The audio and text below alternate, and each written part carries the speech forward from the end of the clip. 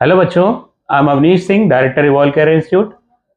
और आज मैं आपको एक ऐसी बच्ची से मिलवाने जा रहा हूं जिसके नीट 2024 में 696 मार्क्स आए और उस बच्ची का नाम है कोयना लखमणी। आइए हम कोयना से ही जानते हैं किस तरह से उन्होंने ये इतने अच्छे मार्क्स अचीव किए। एस्पिरेंट्स, जैसा कि सर ने बताया, मेरा नाम कोयना लखमानी है और मेरा नीट यूजी 2024 का स्कोर 696 है। साथ ही मेरी रैंक 259। मेरी स्ट्रगल स्टोरी स्टार्ट होती है 12th से। मेरा फर्स्ट अटेम्प्ट में मार्क्स 173 आए। मैंने कोई कोचिंग नहीं ज्वाइन की थी, कोई इंस्टीट्यूट से मैं कनेक्टेड नहीं थी। मुझे नीट एग्ज़ाम के बारे में कुछ आइडिया नहीं था, ना कंपटीशन का पता था। फिर मैंने एक ब्रांडेड कोचिंग ज्वाइन की नीट के लिए और वहाँ पे पढ़ाई करके मैंने मेहनत करी, पढ़ाई करी, सब करा, लेकिन मेरा स्कोर उतना इम्प्रूव नहीं हो पाया और एंड में आया 454।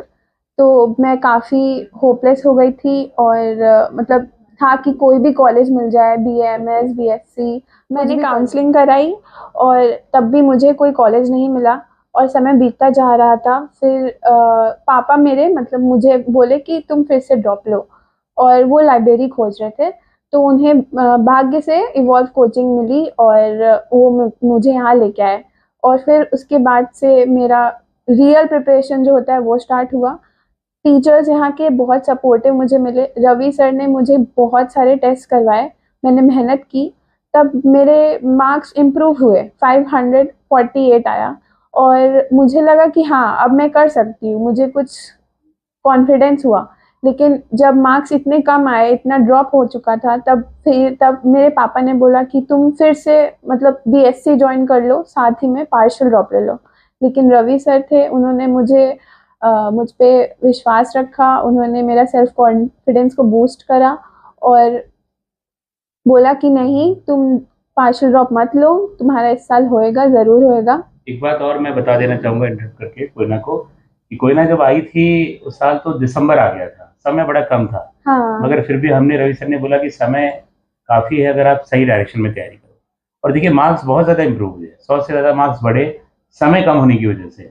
इस बार रवि सर ने कोयना से बोला कि इस बार तुम पूरे साल पढ़ो और BSc के चक्कर में मत फंसो, क्योंकि वहाँ पर एग्जाम देने में टाइम खराब होता है और तुम्हारा पोटेंशियल इतना अच्छा है कि तुम 650 के ऊपर नंबर ला सकती हो। ऐसा रवि सर ने कोयना को बोला था और वही हुआ। हाँ, वही हुआ ना हुआ। कोयना? हाँ, तो रवि सर ने मुझ पे इतना विश्वास किया तो मैंने सोचा कि मुझे भी अपने पे बिलीव रखना चाहिए और मैंने फिर से नीट की तैयारी शुरू की और इस बार मैंने अपना 100% दिया। मैंने जो सर ने, टीचर्स ने मुझे बोला, मैंने वैसा किया, टेस्ट दिए, क्लासेस करी और धीरे धीरे मेरे मार्क्स इम्प्रूव भी होते रहे।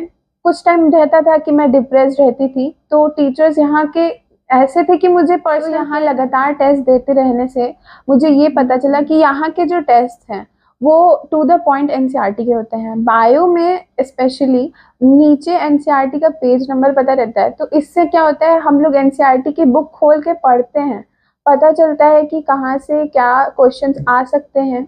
जैसे एग्जाम में भी हुआ था, कितने सारे क्वेश्चंस थे जो एकदम एग्जैक्टली नीट के पेपर की तरह हमारे उसमें भी थे, इवॉल्व के टेस्ट सीरीज में। तो मेरा ये है कि टेस्ट देना बहुत इम्पोर्टेंट है, उससे ज़्यादा इम्पोर्टेंट है एनालिसिस करना। आप जो पेपर दे रहे हो, सर ने नंबर भी बताया है बुक का, तो आप जाओ, बुक खोलो और पढ़ाई करो और अपने पे विश्वास रखो। देखिए यहाँ के टेस्ट में ये होता था, कोयना जो बोलना चाहती है कि NCERT के लाइन से हम लोग देते थे और पेज नंबर, कभी बार तो पैरा भी मेंशन करते थे और बच्चे को समझ में आता था कि हमने वो लाइन पढ़ी फिर भी हमें क्लियर नहीं हुई थी। तो उस चीज़ को क्लियर करने के लिए हम लोग टेस्ट पेपर ऐसा बनाते हैं। एक और बात बता दूं, कोयना का यहाँ पर टेस्ट में 650 के आसपास आता था हमेशा। हाँ, 670 हाईएस्ट स्कोर गया और था। 670 हाई स्कोर गया था, मगर एग्जाम में 696 मार्क्स आए। मतलब इवॉल्व के टेस्ट में जितना आता है थोड़ा नंबर आपके ज्यादा ज़्यादा, क्योंकि यहाँ पेपर टफ रहता था।